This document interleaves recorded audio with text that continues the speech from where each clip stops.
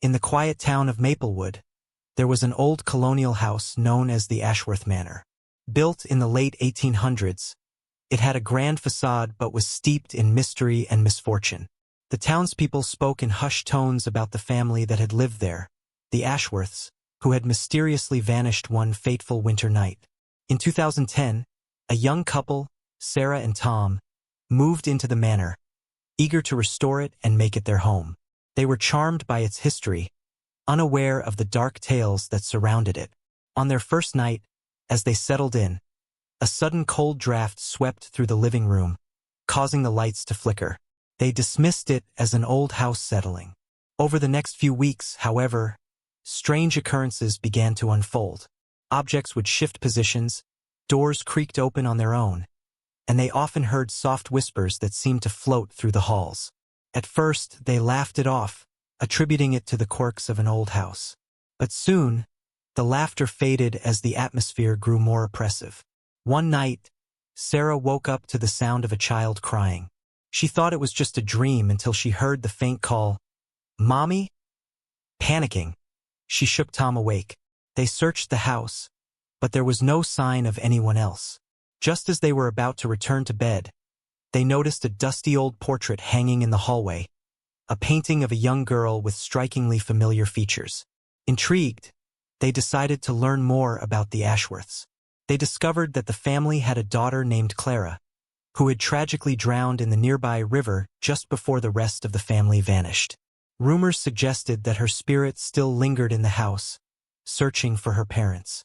Determined to understand what was happening, Clara began to research the history of the manor. One evening, while sifting through old newspaper clippings, she found an article detailing the tragic night of the Ashworths' disappearance. The last line read, "Some say Clara's spirit still wanders the halls, longing for the family that never returned." That night, Clara was awoken again by the sound of soft sobbing. This time, the cries seemed to be coming from the attic. Gathering her courage, she climbed the creaky stairs, flashlight in hand. As she entered the dusty room, the air grew heavy, and the temperature dropped. In the corner, she saw a faint figure. A little girl with flowing hair, her eyes filled with tears. "Help me find my mommy," the figure whispered.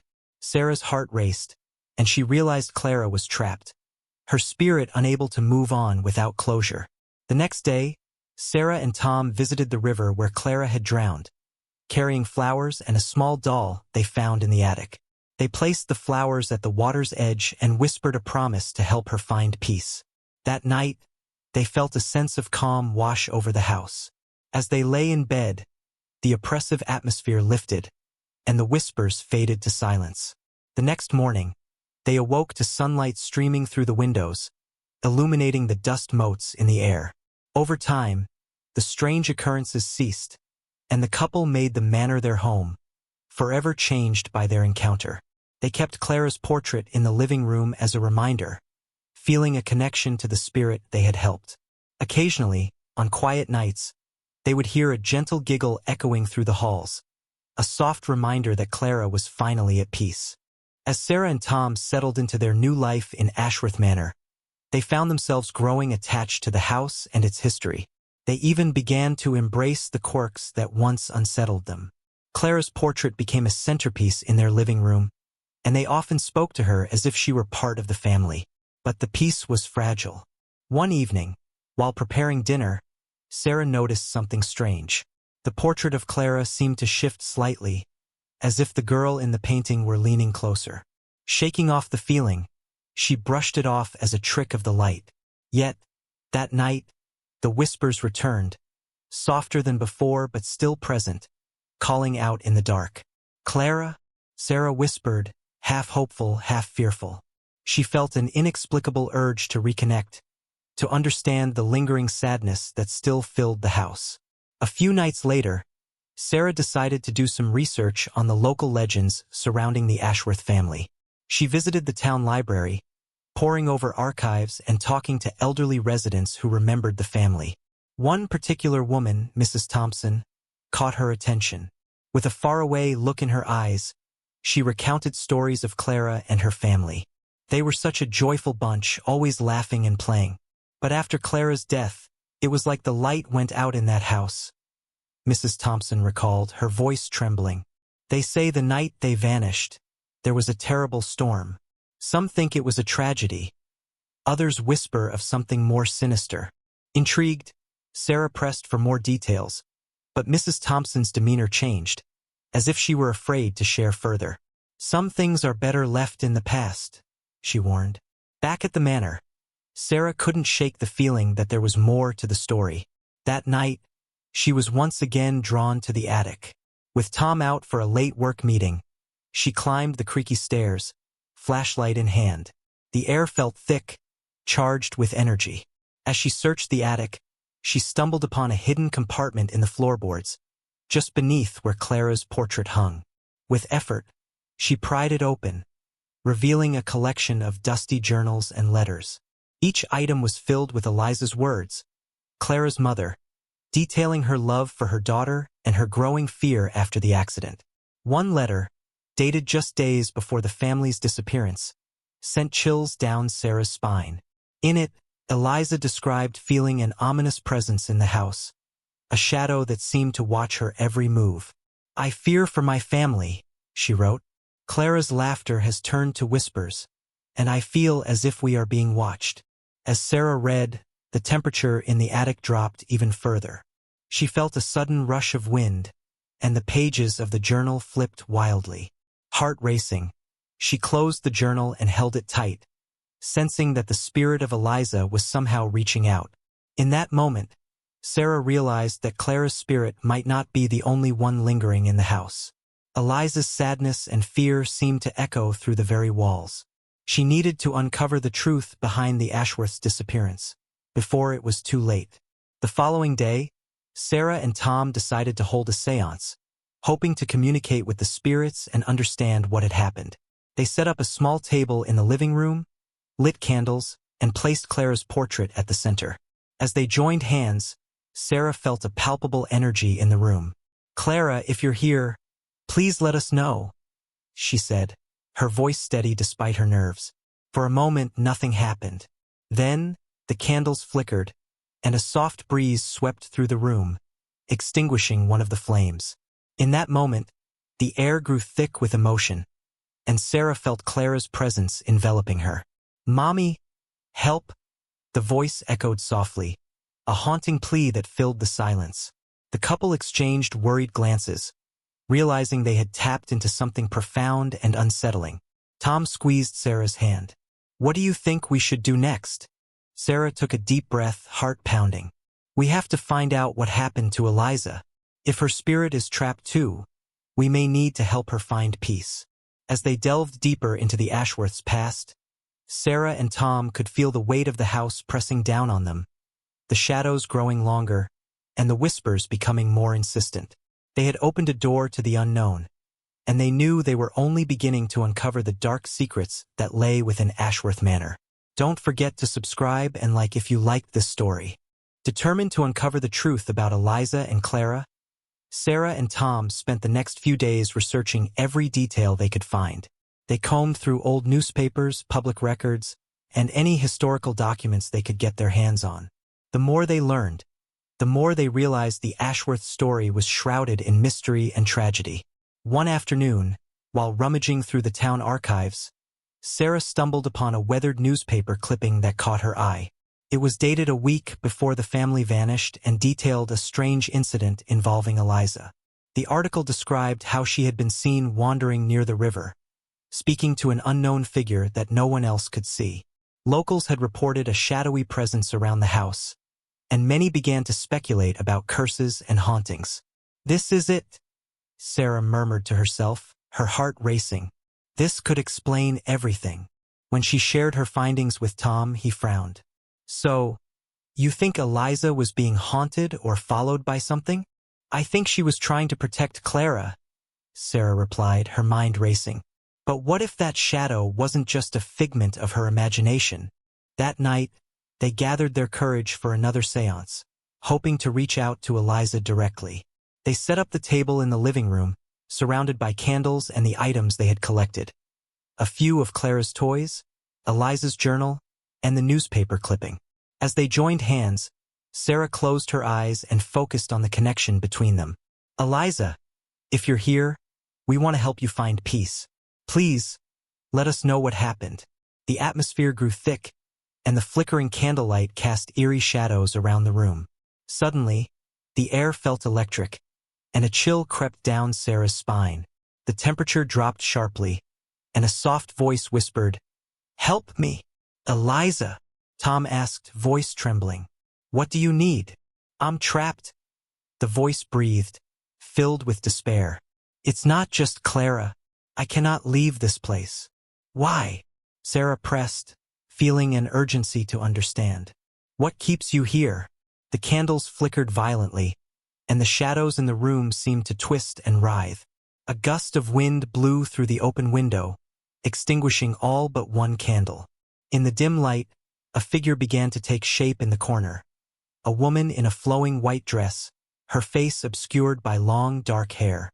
"Find my child," Eliza whispered, her voice echoing with sorrow.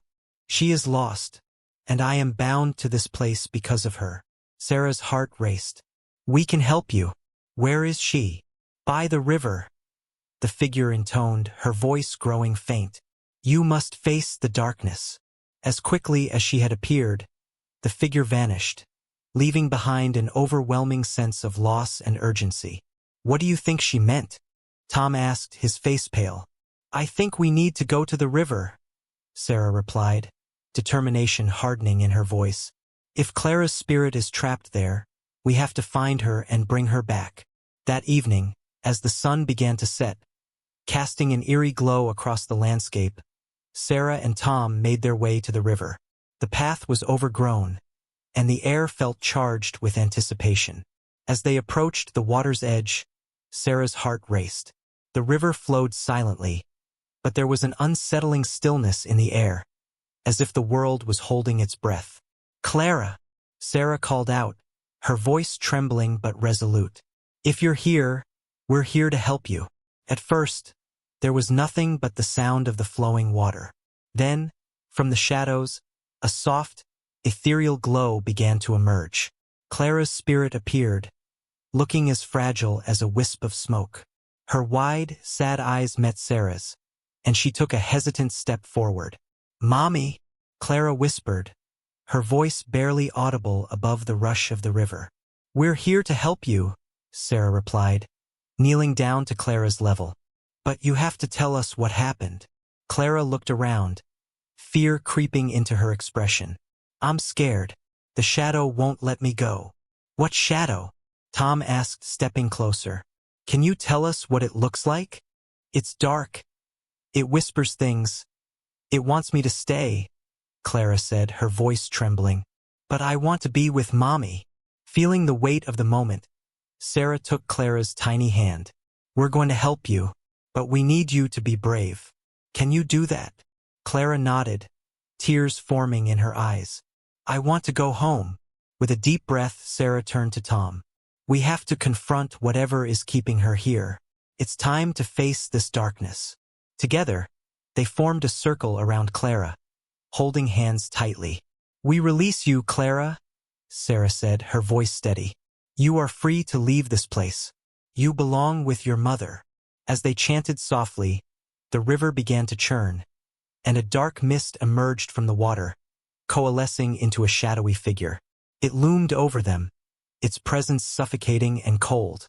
Sarah felt a shiver run down her spine as she faced the darkness. "You cannot take her," the shadow hissed, its voice echoing with malice. "She is mine. We will not let you keep her." Tom shouted, his grip on Sarah tightening. "Clara belongs with her family." The shadow writhed and swirled, pushing against the light they were trying to create. "You cannot fight me. I thrive on fear and despair." But Sarah felt a surge of determination rise within her. "Clara, listen to me. You are stronger than this darkness. Remember your mother's love." As Sarah's words filled the air, Clara's spirit began to glow brighter, pushing against the shadow's oppressive weight. The figure shrieked, the sound piercing the night, and the darkness began to recoil. "Leave her be," Tom yelled, his voice ringing with conviction. In that moment, the bond between Clara and her parents ignited a fierce light that pierced through the shadow, illuminating the riverbank in a radiant glow. The darkness writhed in pain, slowly dissipating as Clara's laughter echoed through the air. "Mommy!" Clara cried, her spirit glowing with newfound strength. "I'm coming!" With a final burst of energy, the shadow shattered, dissolving into wisps of smoke that melted into the air. The river returned to its gentle flow, and Clara's spirit shimmered brightly, no longer fearful. "I'm free!" Clara shouted, her laughter ringing like a sweet melody. "Thank you!" As her spirit ascended, Sarah felt an overwhelming warmth envelop her, a sense of peace washing over the riverbank. Clara's figure glided upward, merging with the light of the evening sky, finally united with her mother. Breathless, Sarah and Tom stood in awe, watching as the last traces of darkness faded away. The air felt lighter, the weight of sorrow lifted. As they turned to leave, Sarah glanced back at the river, feeling an echo of Clara's laughter lingering in the breeze. They had faced the darkness together and, in doing so, had brought a lost spirit home. But the question remained, what other secrets lay hidden within Ashworth Manor? And would their connection to the past truly be severed, or had they merely begun to scratch the surface of a deeper mystery? As Sarah and Tom made their way back to Ashworth Manor, a sense of peace washed over them, but lingering questions hung in the air like the evening mist. They had freed Clara, but what about Eliza? The thought of leaving her spirit trapped gnawed at Sarah. "We have to do something for her," she said, her voice resolute as they entered the house. "We can't just forget about Eliza now." Tom nodded, concern etching his features. "But how? We already did what we could." "I think the answers might still be in the attic," Sarah replied, recalling the journals and letters they had found. "We need to uncover the full story." That night, they returned to the attic, surrounded by the dusty remnants of the past. Sarah lit candles and spread out the journals, flipping through the pages until she found a passage that caught her eye. It detailed Eliza's dreams, haunting visions of Clara and the shadow, but also a longing to protect her family, no matter the cost. "Tom, look at this," Sarah said, pointing to a sketch of the river from Eliza's journal. She believed that something sinister was lurking there, even after Clara's death. She thought it was tied to her own feelings of guilt. Suddenly, a chill ran through the room.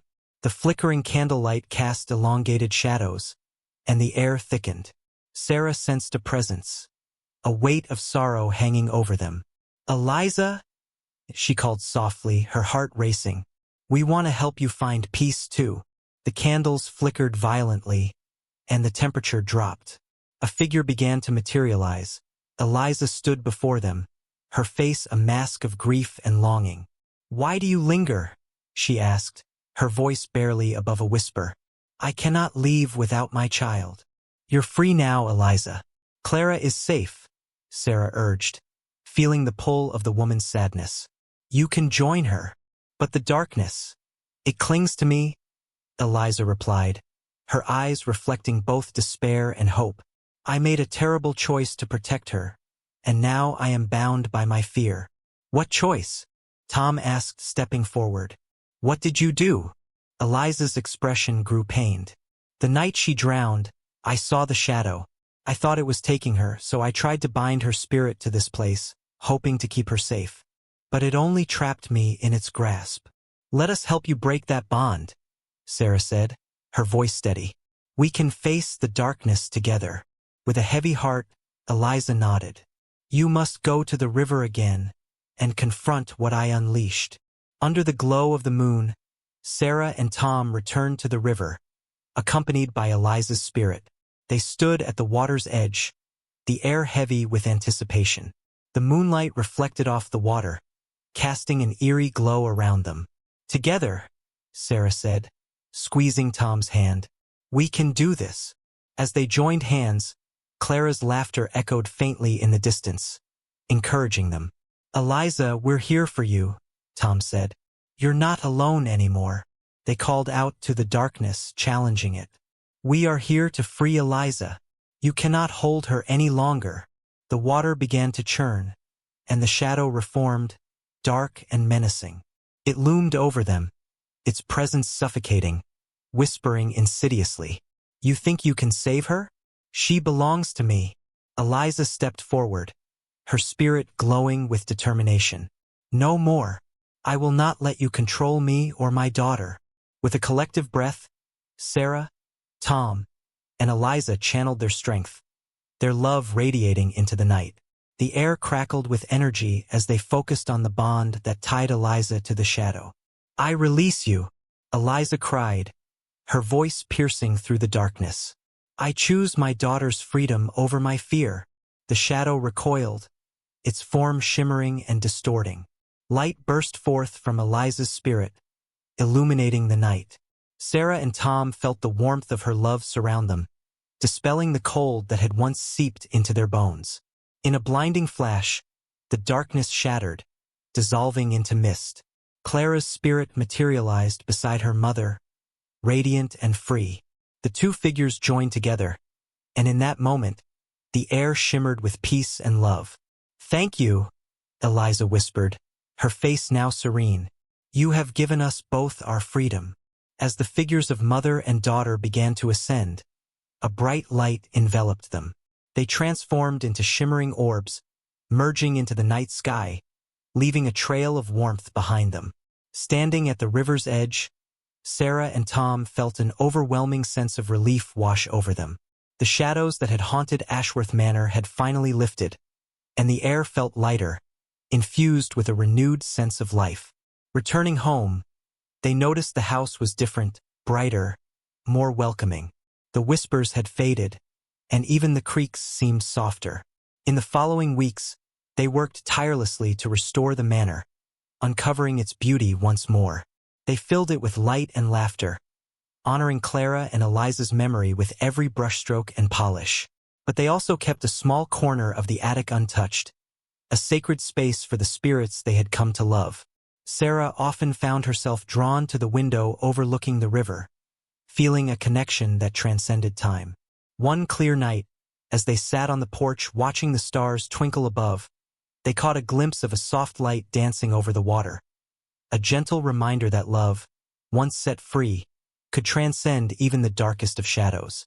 And in that moment, they knew that Clara and Eliza would always be a part of their home, watching over them with love, forever. Don't forget to subscribe and like if you liked this story.